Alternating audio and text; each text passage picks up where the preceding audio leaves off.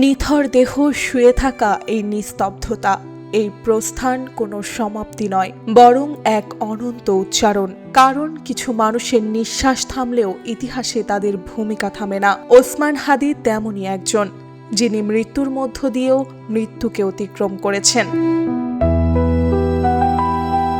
হাদির মৃত্যুজয়ী ভূমিকা এখানেই।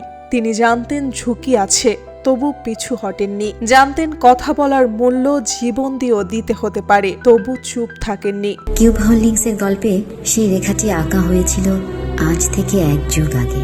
নকশাই আমাদের ভাষা। Cube holdings limited. তার সংগ্রাম ছিল ব্যক্তিগত লাভের জন্য নয়, ছিল একটি ন্যায়ভিত্তিক সমাজের স্বপ্ন, বিশ্বাস থেকে। আজ তার দেহ শুয়ে আছে কাঠের কফিনে, কিন্তু তার উচ্চারণ ছড়িয়ে আছে রাজপথে, সামাজিক মাধ্যমে, মানুষের বিবেকে। যে প্রশ্নগুলো তিনি তুলেছিলেন, ন্যায়, জবাবদিহি, রাষ্ট্রীয় সহিংসতা, সেগুলো আজও অমীমাংসিত। আর সেই অমীমাংসিত প্রশ্নই তাকে মৃত্যুজয়ী করে তুলেছেন।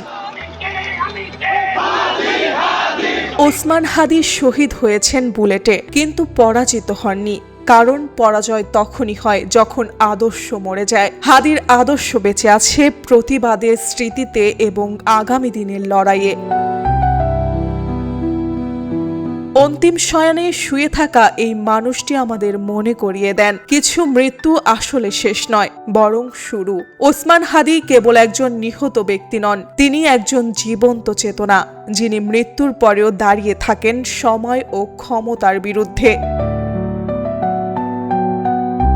ওসমান হাদির জীবন আমাদের শিখিয়েছে, কোনো আদর্শের জন্য লড়াই কখনো বৃথা যায় না। তিনি দেখিয়েছেন যে সত্য বলার, ন্যায়ের পক্ষে দাঁড়ানোর এবং দমন নির্যাতনের বিরুদ্ধে প্রতিবাদ করার মূল্য অমূল্য।